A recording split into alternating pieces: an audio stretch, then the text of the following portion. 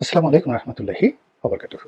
সম্মানিত দর্শক, একটি ভিডিও দেখলাম মিনা ফারা, আমেরিকা প্রবাসী জনৈক ভদ্রমহিলা। একসময় মুক্তিযুদ্ধের পক্ষের একজন গবেষক, একজন লেখক এবং বাংলাদেশের সাহিত্য, সংস্কৃতি এবং রাজনীতির অঙ্গনে দীর্ঘদিন ধরে তিনি আলোচিত। এখন বয়স হয়ে গেছে, সম্ভবত রোগাক্রান্ত বটে, কাজেই আগের মতো তাকে ওভাবে ভোকাল দেখা যায় না। কিন্তু একটা সময় তিনি নয়াদিগন্ত পত্রিকাতে লিখতেন এবং জামাতের পক্ষে তিনি হিন্দু ধর্মাবলম্বী হওয়া সত্ত্বেও জামাতের পক্ষে তার যে অগ্নিঝরা বক্তব্য এবং তার যে লেখনী, এটি নয়াদিগন্তের যারা পাঠক তারা খুব ভালো করে এই মিনা ফারাকে চিনেন।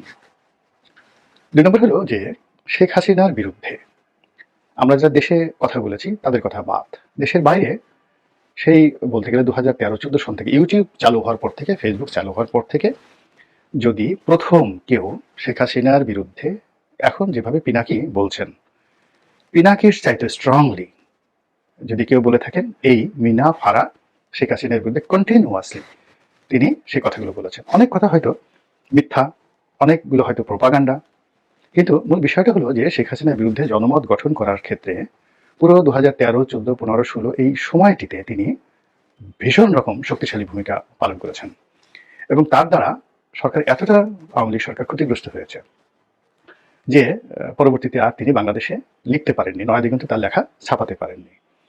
এবং একই অবস্থা কিন্তু পিনাকির ক্ষেত্রে প্রযোজ্য ছিল, অর্থাৎ যতদিন শেখ হাসিনা ক্ষমতায় ছিলেন ততদিন পর্যন্ত পিনাকি, শেফায়েতুল্লাহ শেফু এদের নাম কোনো পত্রিকা উচ্চারণ করতে পারতো না। যেভাবে তারেক রহমান সাহেবের নাম উচ্চারণ করা যেত না, তাদের বিষয় নিয়ে কোনো আলোচনা করা যেত না, একইভাবে মিনা ফারা, তারেক রহমান, তারপর শেষে পিনাকি, কনক সারোয়ার, এদের নাম বাংলাদেশে উচ্চারণ করা যেত না।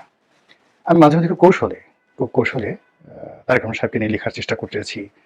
তারপরে যাকে বলা হয় পিনাকিকে নিয়ে লিখেছি বা বলেছি খুব কৌশলে, আওয়ামী লীগ ওটা ইন্টেলেকচুয়ালি ধরতে পারেনি। তো যাই হোক, কিন্তু মিনা ফারাকে নিয়ে আমার কখনো কোনো কিছু বলার সুযোগও হয়নি, প্রয়োজনও হয়নি। এর কারণ হলো সে নিজেই তখন একটা, যাকে বলা হয়, এত শক্তিশালী একটা পর্যায়ে ছিল যে তার ভিউ, তার অডিয়েন্স অনেক অনেক বেশি ছিল, মধ্যে অনেকদিন তাকে দেখা যায়নি। যার জন্য তিনি একজন মুক্তিযুদ্ধের গবেষক, বেশ নামকরা গবেষক, সম্ভবত একসময় আওয়ামী লীগের খুব সাপোর্টার ছিলেন এবং কোনো কারণে তিনি আওয়ামী লীগের প্রতি খুব বিক্ষুব্ধ হয়েছেন। পরবর্তীতে এখন যেভাবে পিনাকি ইসলামী ঘরানার যারা রাজনীতি করেন তাদেরকে সমর্থন করেন, মাহমুদুর রহমান যেভাবে ইসলামী ঘরানার, আমার দেশের মাহমুদুর রহমান যে ইসলামী ঘরানার যারা রাজনীতি করেন তাদের সবাইকে তিনি সাপোর্ট করেন। মধ্যে ফরহাদ মাজার এই কাজটি করেছেন, কিন্তু সাম্প্রতিক সময় দেখা যাচ্ছে যে ইসলামপন্থীদের সঙ্গে তার একটা দূরত্ব চলে এসেছে এবং এখন তিনি বলতে গেলে যে সুফিজম, যেটা লালনবাদ, সেই লালনবাদের দিকে তিনি ঝুঁকে পড়েছেন। ফলে হেফাজত, জামাত, তাবলিগ এদের ব্যাপারে ফরহাদ মাজারের যে, যাকে বলা হয়, দুর্বলতা ছিল সেটা এখন আর নেই। কিন্তু মিনা ফারার যে ইসলাম প্রীতি বা এই ইসলামিক যারা রাজনীতি করেন তাদের প্রতি তার যে সমর্থন, এটি এখনো পর্যন্ত অব্যাহত। বয়সের কারণে তিনি আগের মতো ভাবে খুব দৃঢ়তা নিয়ে বলতে পারেন না, কিন্তু যেহেতু তার অভিজ্ঞতা, লেখনী এবং বলার ক্ষমতা এবং যে কোনো একটা বিষয় উপস্থাপন করার জন্য যে চিত্রনাট্য তৈরি করা দরকার, সেই চিত্রনাট্য তৈরি করার অসাধারণ তার ক্ষমতা রয়েছে এবং সেই ক্ষমতা নিয়ে তিনি সাম্প্রতিক সময় বিএনপির বিপক্ষে প্রচারণা শুরু করেছেন। এবং বিএনপির বিপক্ষে তিনি যে প্রচারণাটা শুরু করেছেন, খুব দ্রুত আমার বিশ্বাস এবং ভয় এবং আতঙ্ক যে মিনা ফারাকে অনুসরণ করে আরো অনেকেই এই ধরনের কন্টেন্ট তৈরি করবে, যেগুলো বিএনপিকে মোকাবেলা করতে হবে এবং চুপ থাকা চলবে না। এর কারণ হলো যে অপপ্রচার এমন একটা জিনিস, সেই অপপ্রচার প্রথম দিকে আওয়ামী লীগ পাত্তা দিতে চায়নি, 2014 থেকে 18-তে তারা এই জিনিসটা কগনিজেন্সি আনতে চায়নি এবং পরবর্তীতে যখন 18 সনের নির্বাচনের পরে তারা এই বিষয়ে ব্যবস্থা নিল এবং কিছু লোককে ভাড়া করলো। যেমন দেখা গেল যে তার কে যারা গালাগালি করে সেই গালাগালিকে কাউন্টার গালাগাল দিতে পারে এরকম কিছু গলাবাজ বা গালবাজকে তারা ভাড়া করলো। এটা রং ডিসিশন ছিল, মানে এগুলোকে আসলে গালাগাল দিয়ে করা যায় না, কিন্তু ইন্টেলেকচুয়ালি মানে আওয়ামী লীগকে যারা ডুবিয়েছে তাদেরকে মোকাবেলা করার জন্য আওয়ামী লীগ কখনই কোনো ইন্টেলিজেন্ট লোককে ভাড়া করতে পারেনি, নিয়োগ করতে পারেনি বা তাদেরকে রাজি করতে পারেনি। তো ফলে উত্তেজক কথাবার্তা বা ভালগার জাতীয় যে সকল কথাবার্তা, অকথ্য ভাষা, অশ্লীল ভাষায় গালাগাল, যেমন ধরেন শেফায়েতুল্লাহ শেফু, এখন সে শেখ হাসিনার সম্পর্কে ধরেন একটা খুব বাজে কথা বলেছে। এটা কিন্তু আওয়ামী লীগের লোকজন লুকিয়ে লুকিয়ে স্বামী স্ত্রী দেখেছে, বা অর্থমন্ত্রী আবুল মাল আব্দুল মুহিতের মুখ দিয়ে গন্ধ আসে, তিনি কথায় কথায় বায়ু ত্যাগ করেন, দীপুমণি বায়ু ত্যাগ করেন, এই জিনিসগুলো শেফায়েতুল্লাহ শেফু বলেছেন। একেবারে ধরুন ডাহা মিথ্যা কথা, কিন্তু মানুষ খুব মজা পেয়েছে। মজা পাওয়ার ফলে কি হলো, ওই মানুষগুলোর যে স্ট্রেংথ আছে, ওজন আছে, গ্রহণযোগ্যতা আছে, এটা ধীরে ধীরে ধীরে ধীরে ধ্বংস হতে থেকেছে। ফলে আপনি বাংলাদেশের ক্ষেত্রে হিরো আলম বলেন, শেফায়েতুল্লাহ শেফু বলেন, বা পিনাকি বলেন, এরা যে গালাগালগুলো করে বা যে বাজে কথাগুলো বলে, এগুলোর একটা আফটার ইফেক্ট আছে, লং টার্মে আফটার ইফেক্ট আছে, যেটা মূলত আওয়ামী লীগকে ধীরে ধীরে শেষ করে দিয়েছে। আওয়ামী লীগের কামরুলের নাম গমরুল, বা ধরুন শেখ হাসিনাকে কাঁঠাল রানী বলা হয়েছে, বা শেখ হাসিনার পরিবর্তে আওয়ামী লীগের যে স্লোগান জয় বাংলা, এটাকে একটা গালিতে রূপান্তরিত করা হয়েছে। এখন চিন্তা করুন বর্তমান প্রেক্ষাপটে এই জিনিসগুলো কেমন হয়ে গেছে। ঠিক আওয়ামী লীগকে যেভাবে ম্যাটিকুলাসলি শেষ করা হয়েছে, ওই জিনিসগুলো আবার বিএনপির জন্য অপরিহার্য হয়ে পড়েছে। এবং এই প্রচারণটা প্রথম মিনা ফারার মতো মানুষের মুখ দিয়ে যখন আমি এই জিনিসগুলো শুনলাম, তখন আমার কাছে মনে হলো এই বিষয়গুলো নিয়ে কথা বলা উচিত। মিনা ফারা তার ভিডিওতে বিএনপির তারেক রহমান সাহেবকে তিনি টি রহমান হিসেবে এই প্রথম যাকে বলা হয় তিনি সম্বোধন করলেন। তো টি রহমান হিসেবে সম্বোধন করলেন, এটা আমি কখনো আমার মাথায় আমি এতদিন ভিডিও করি তারেক রহমান সাহেবকে যে টি রহমান বলা যায়।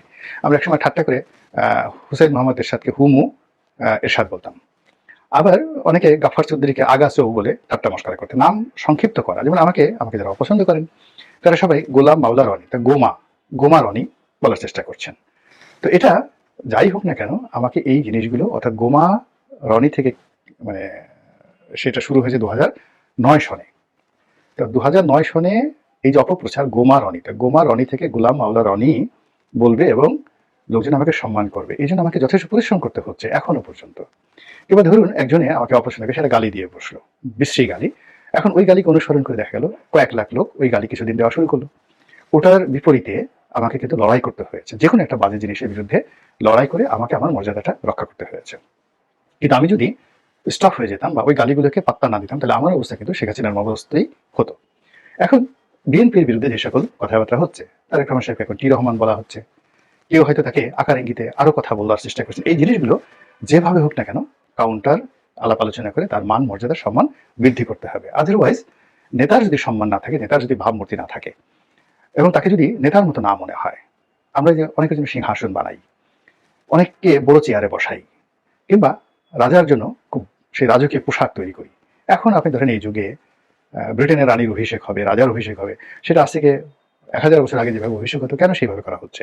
তিনি যে রাজা, তিনি যে আমাদের মতো নন, তার যে মুকুট আছে, তার যে তলোয়ার আছে, তার যে ঘোড়া আছে, তার যে প্রাসাদ আছে, এই জিনিসগুলো মানুষের মস্তিষ্কে ঢুকিয়ে দেওয়া হয়। তো কাজে বিএনপি যাকে প্রধানমন্ত্রী বানাবে, যাকে রাজা বানাবে, যাকে দলীয় প্রধান বানাবে, তাকে যদি বিএনপির প্রতিপক্ষরা নামিয়ে নিচে নামাতে নামাতে একেবারে হাস্যকর একজন ব্যক্তিত্বে পরিণত করে ফেলে, মানে ব্যক্তিতে পরিণত করে ফেলে, নট ব্যক্তিত্ব, ব্যক্তিতে পরিণত করে ফেলে, এরপর তাকে একটি অগ্রহণযোগ্য, অপ্রয়োজনীয় এবং অনুল্লেখ্য তুচ্ছ-তাচ্ছিল্যের বস্তুতে পরিণত করে ফেলে, অশ্রদ্ধার বিষয়বস্তুতে পরিণত করে ফেলে। এই ব্যাপারে বিএনপির যারা মিডিয়া সেলে রয়েছেন তাদেরকে এই বিষয়গুলো অগ্রেজে জানতে হবে, এবং এই বদনামগুলোর উপরে মানে মিনাফারাকে গালি দিয়ে কিন্তু হবে না। আপনি যদি এখন পিনাকিকে মোকাবিলা করার জন্য নিঝুম মজুমদারকে দিয়ে আওয়ামী লীগ যে কাজটি করার চেষ্টা করেছে, এটা যে ফল হয়নি, এটা তো আপনারা বুঝতে পেরেছেন। কাজেই এখানে মিনা ফারা বা তার মতো আরো অনেকেই বলা শুরু করেছেন এবং করবেন, এই বিষয়গুলো মোকাবেলা করতে হবে। দুই নম্বর হলো যে দেখা গেল যে এই বিপ্লবের এই সময়টিতে বিএনপির যারা লোকজন রয়েছেন তারা অনেকেই বিএনপির লোক, বিএনপির বাড়ির লোক, পুরো বিপ্লবের কৃতিত্ব এবং কর্তৃত্ব জনাব তারেক রহমান সাহেবকে দেওয়ার চেষ্টা করছেন। অনেকে তাকে মাস্টার মাইন্ড বানানোর চেষ্টা করছেন, অনেকে তাকে যাকে বলা হয় তিনি এই পুরো গণ অভ্যুত্থানটিকে লন্ডনে বসে টাকা দিয়ে, পয়সা দিয়ে, বুদ্ধি দিয়ে, পরামর্শ দিয়ে, হুকুম দিয়ে, দলীয় লোকজনকে দিয়ে এই কাজগুলো করাচ্ছেন। এই বিষয়গুলো নিয়ে বিতর্কে না গিয়ে প্রতিপক্ষ ঠাট্টা মস্করা শুরু করেছে, এবং সেই ঠাট্টা মস্করা করতে গিয়ে তারা শহীদ প্রেসিডেন্ট জিয়াউর রহমানকে টেনে নিয়ে এসেছে, এবং তারা বলার চেষ্টা করেছে যে 7ই নভেম্বরের যে বিপ্লব, যেটা বেনিফিশিয়ারি শহীদ প্রেসিডেন্ট জিয়াউর রহমান, এই বিপ্লবটা করেছেন কর্নেল তাহের। কর্নেল তাহের বিপ্লব করেছেন, কিন্তু সেই কর্নেল তাহেরের বিপ্লবটাকে তিনি কুক্ষিগত করে সেই কর্নেল তাহেরকে ফাঁসিতে ঢুকিয়ে দিয়েছেন। এখন এরা প্রচার করছে যে বিএনপি তো সেই অতীতে এই কাজগুলো করেছেন, কাজে এখন এই বিপ্লবটিকে, বর্তমান 2024 সনের বিপ্লবটিকে তারা কুক্ষিগত করে এই বিপ্লবের মাস্টার মাইন্ড হয়ে তারা দেখা গেল ক্ষমতায় যাবে, গিয়ে এই বিপ্লবের যারা লোকজন আছে তাদের সবাইকে ফাঁসিতে চড়িয়ে দিবে। এখন এই জিনিসগুলোর যে প্রশ্ন তারা করেছে এবং ইতিহাসের সঙ্গে যারা যেভাবে তারা লিঙ্ক দিয়ে দিচ্ছে, এগুলো তো আপনার মোকাবেলা করতে হবে, কথা বলতে হবে, কেন, কোন কারণে, কিভাবে এই জিনিসগুলো হয়েছিল এবং আগামীতে জিনিসগুলো হবে না, এই বিষয়গুলো বলতে হবে। তারপর সেই আগের সেই জমানা দেখা এখন বিএনপি নামধারী, তারপরে বিএনপি নাম করে অনেক ইরেগুলারিটিস হচ্ছে, চাঁদাবাজি হচ্ছে, এতে সত্য কথা। অনেক জায়গাতে বিএনপি লোকজন রক্তক্ষয়ী মারামারি করেছে এবং অনেকগুলো মানুষ ইতিমধ্যে মারা গিয়েছে বিভিন্ন জায়গাতে। বিএনপি চেষ্টা করেছে সামাল দেওয়ার জন্য, কিন্তু আসলে পারেনি। এর কারণ হলো পুলিশ কাজ করছে না, আইন শৃঙ্খলা কাজ করছে না, মাঠে ইমব্যালেন্সড অবস্থা, এবং এটা ক্রমশ বাড়ছে। এই যে বিএনপির মধ্যে যে অরাজকতা, সেই অরাজকতাকে পুঁজি করে প্রতিপক্ষ যা বেনিফিট নেওয়া তারা কিন্তু সেটা নিয়ে নিচ্ছে এবং বিএনপির বিরুদ্ধে প্রচার করছে যে এই দেখো তারা ক্ষমতা আসেনি, তাতেই তারা এখন মারামারি করছে, চাঁদাবাজি করছে, অত্যাচার করছে, থানা আক্রমণ করছে, ওটা করছে। এবং আগামীতে এই আওয়ামী লীগের যেমন দেখা গেল স্বরাষ্ট্রমন্ত্রী সাবেক যে আছে, তিনি একটা সাক্ষাৎকার দিয়েছেন এবং এখন জামাত সমন্বয়ক থেকে শুরু করে সবাই খুব কৌশলে যেই কথাগুলো বলার চেষ্টা করছেন সেটা হলো যে এই যে 450 থানা আক্রমণ হয়েছে, পুলিশ যে হতাহত হয়েছে, এই প্রশ্নটা শুধু তারা তুলছেন।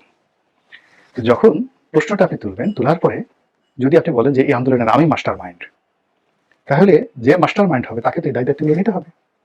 এবং দায় দায়িত্ব আপনি যদি নাও নেন, এই 2 লক্ষর অধিক পুলিশ বাহিনী, তাদের মধ্যে আলটিমেটলি যাকে মাস্টার মাইন্ড বলা হচ্ছে বা যে মাস্টার মাইন্ড দাবি করছে বা এই আন্দোলন আমি করেছি এরকম কথা বলার সঙ্গে সঙ্গে পুরো যে ফোর্সেস, এই তাদের বিরূপ একটা মনোভাব তাদের উপর চলে আসছে। এটা মোকাবেলা প্ল্যান পরিকল্পনা না করে যদি বিতর্ক করেন, তারপরে চুপ থাকেন অথবা রাগ দেখান, কোনো লাভ হবে না।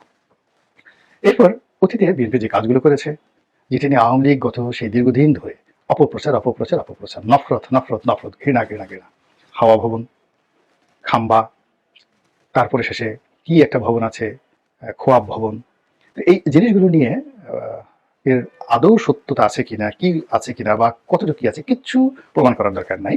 বাসন্তীর জল মানে জাল পড়া ছবি আর শেখ কামালের ব্যাংক ডাকাতি, এই দুটো আওয়ামী লীগকে এখনো ভোগাচ্ছে, বাকশাল আওয়ামী লীগকে ভোগাচ্ছে।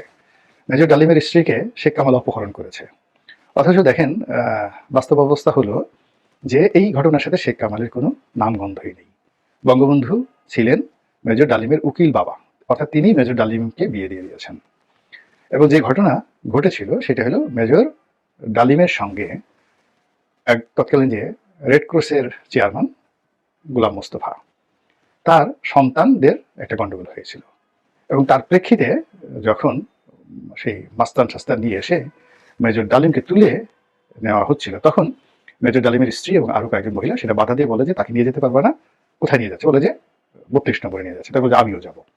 এবং তারা যখন জানলো যে ডালিমের স্ত্রী মূলত বঙ্গবন্ধুর পালিত কন্যার মতো এবং উকিল বাবা, তখন কিন্তু তারা ভয় পেয়ে যায় এবং বঙ্গবন্ধুর পরিবারে গিয়ে বঙ্গবন্ধু একটা নিষ্পত্তি করে দেন এবং মেজর ডালিমের কাছে গোলাম মুস্তফা এবং অন্যান্য যারা আছেন তারা রীতিমতো মাপ চাইতে বাধ্য হন।